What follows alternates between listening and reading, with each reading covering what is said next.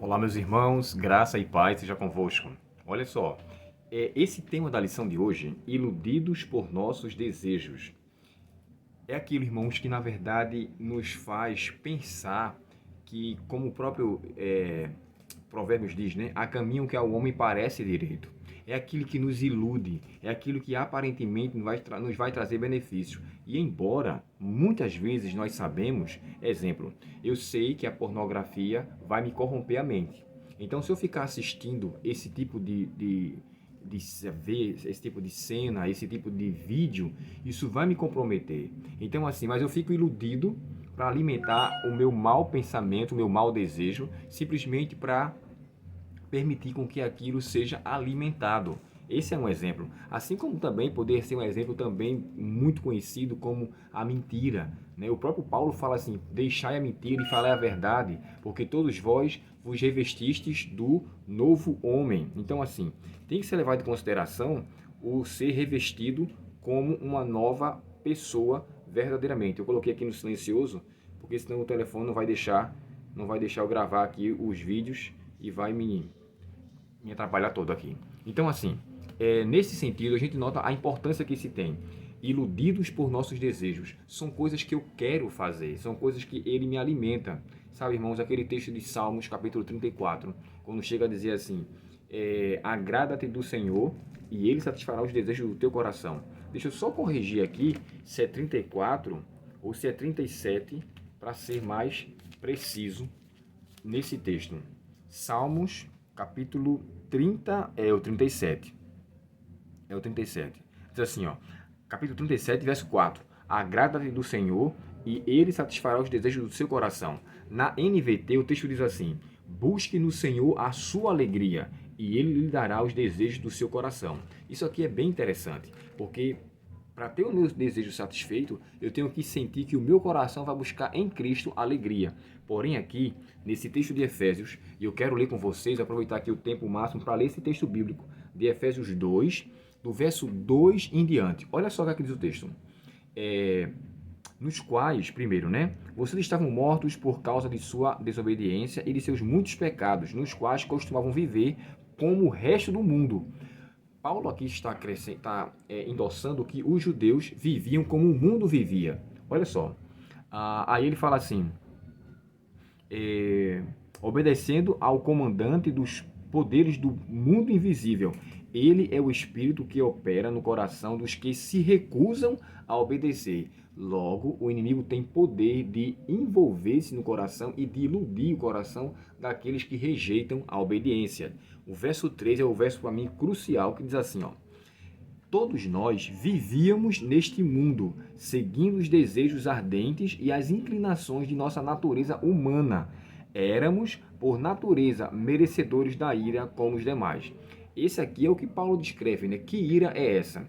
Todos aqueles irmãos que vivem submersos em sua vontade, em seus desejos, como ele começa dizendo assim, mortos estão em seus delitos e pecados, estão buscando de fato a ira de Deus para a sua vida. Por quê?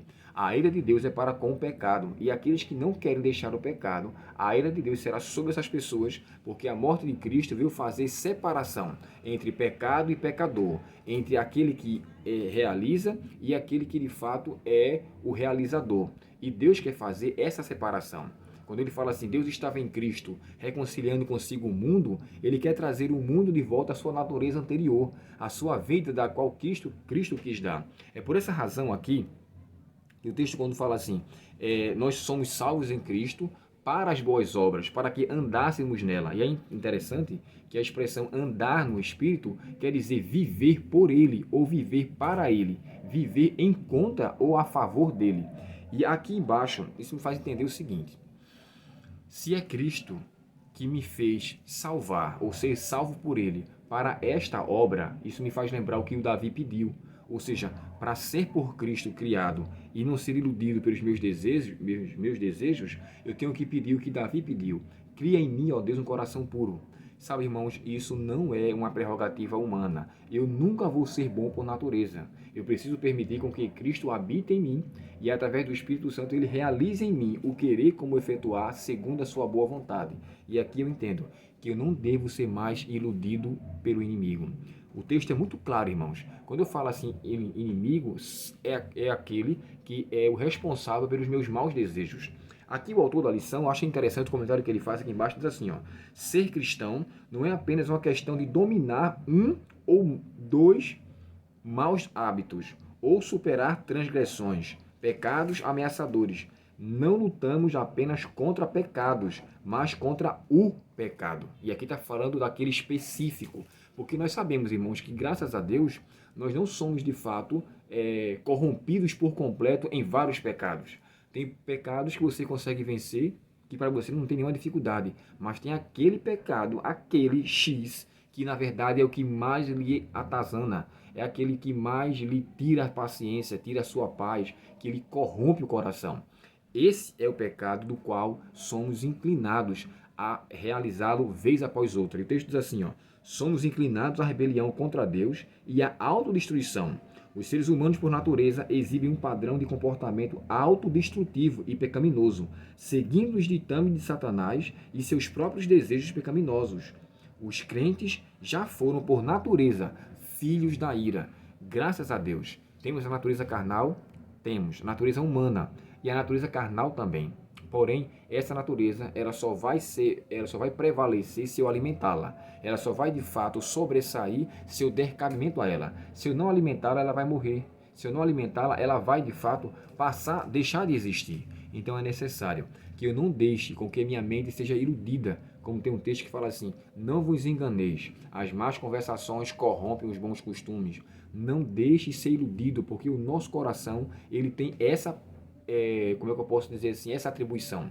O texto sagrado nos diz assim, né? Enganoso é o coração mais que todas as coisas e perverso. Ele nos ilude, ele nos leva a pensar e almejar coisas que nós não deveríamos almejá-lo se tivéssemos com a nossa vida no relacionamento mais estreito com Deus. Então, conheça a Cristo a cada momento, conheça a Cristo a cada dia, a fim de que Ele lhe tire da ilusão diabólica que Satanás quer fazer para com este mundo. Muitas mentes são iludidas para com que, ao pensar que este mundo vai ser algo bom, coisa que não vai ser, o mundo vai de mal a pior, ele vai de fato chegar ao fim. Então que eu e que você tenhamos o cuidado de não deixar com que as ilusões criem em nossa mente perspectivas para este mundo, porque este mundo não tem perspectiva benéfica, esperança e salvação e melhoria só em Cristo Jesus. Oremos ao Senhor. Querido Pai Celestial, muito obrigado, Senhor, porque o Teu Espírito nos abre os olhos para não permitir com que o nosso coração seja iludido constantemente. Nos ajuda, ó Deus, a vencermos nossos pecados e dar-nos força para isso. Nós te pedimos em nome de Jesus. Amém. Deus te abençoe, um ótimo dia em sua presença e até o próximo estudo, se Deus quiser.